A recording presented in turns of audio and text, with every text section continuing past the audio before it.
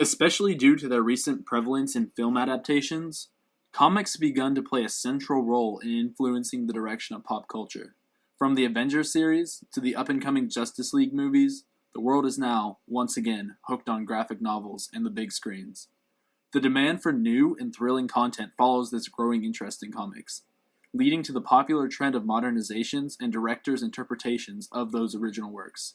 The natural, multimodal format of comics easily translates into cinematography through its affordances, but the ease of accommodation to a different medium comes primarily through the freedom given to the director by the gutter. Through his interpretation of the gutter, Zack Snyder injects his own writing style and tastes into the adaptation of the classic comic Watchmen.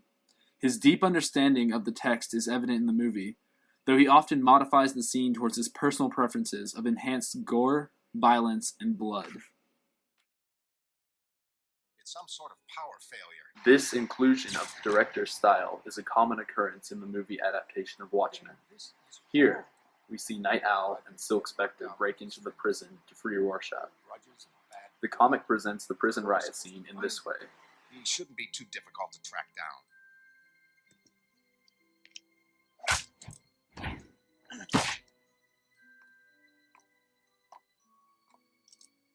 All this stuff, this horror.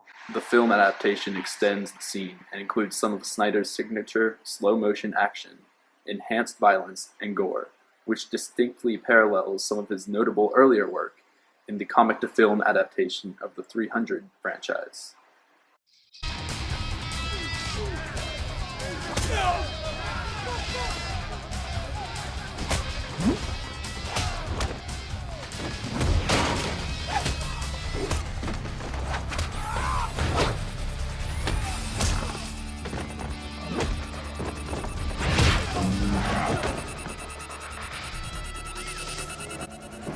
See the similarities in both tempo and duration of the scenes.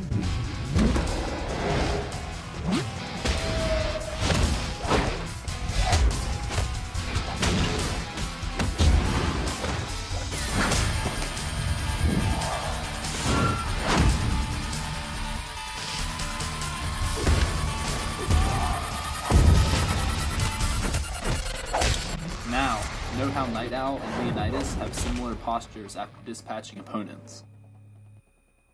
Pulling from his previous works, Snyder recreates his famous 300 scene, now in a dystopian prison, showing his jaw-dropping tendency to up the ante in terms of gratuitous violence, as critic Cam Williams noted in his analysis of the film. We recognize the hallway and the prisoners that they take down, but there's much more direct confrontation between the Night Owl, Silk Spectre, and the prisoners in the film than was overtly shown in the comic. Furthermore, the film depicts the fight in every gruesome detail, slowing the frame rate as each blow is delivered to the prisoners. Without delving into slight alterations of plot, it is safe to say that Snyder truly extracts as much violence as possible from those three corresponding comic panels.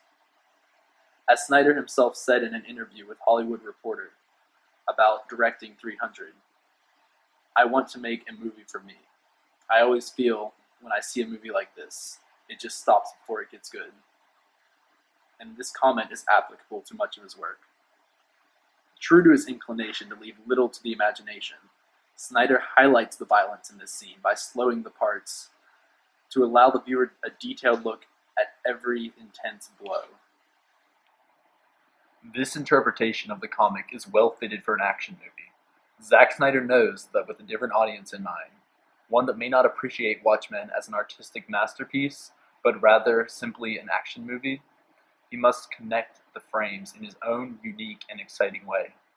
He does so by taking advantage of the emptiness between panels to insert his own in-your-face style. While definitely adding his unique touch to the implementation and making slight tweaks to the storyline, he does not lose the connection to his source work.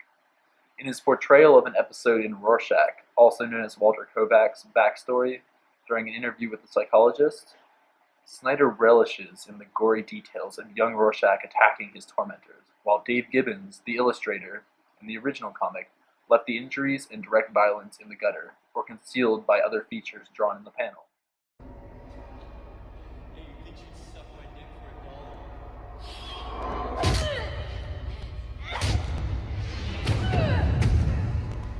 Pay attention to the differences between Snyder and Gibbons' presentation of Rorschach's bullying scene. I have to get something from the store for my mother. I got something I could give you, Mama. Everybody else does, way I hear it. Is that right, kid? Is your mama a hooer?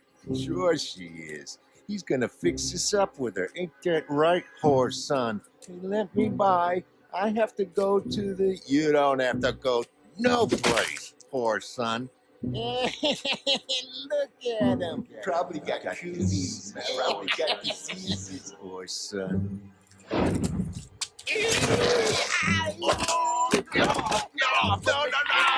Pull him off. Exactly like In the comic, Gibbons shies away from showing the details of the actual effects of the violence, although still implying them.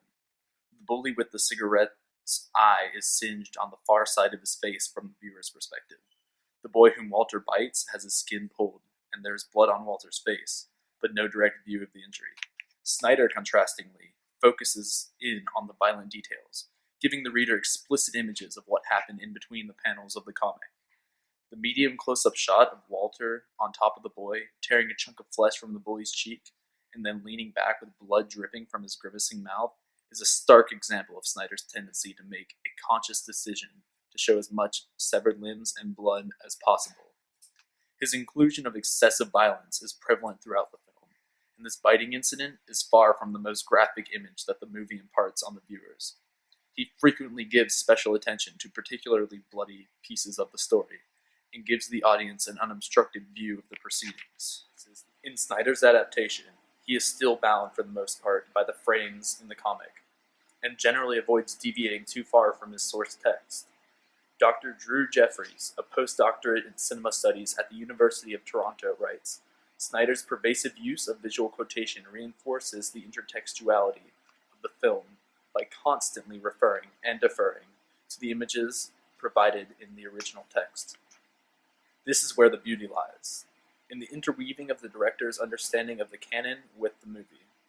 Snyder understands that there are moments when fans of the comic can still appreciate the hypertextual connections that the scenes have, but adds his own little twists in between the panels that help make the adaptation thrilling for people with no knowledge of the series, and adds new surprises for longtime fans. Thanks to the freedom he finds in the gutter, Snyder is able to embed his own directing style and preferences into the action that occurs between panels, while remaining fairly true to the scenes of the Watchmen comic, whether by including actions that the panels implied had occurred, or bringing particular focus to an aspect that was out of sight in the comic. He takes this liberty to an extreme to show his bloody, violence-focused style that he is known for.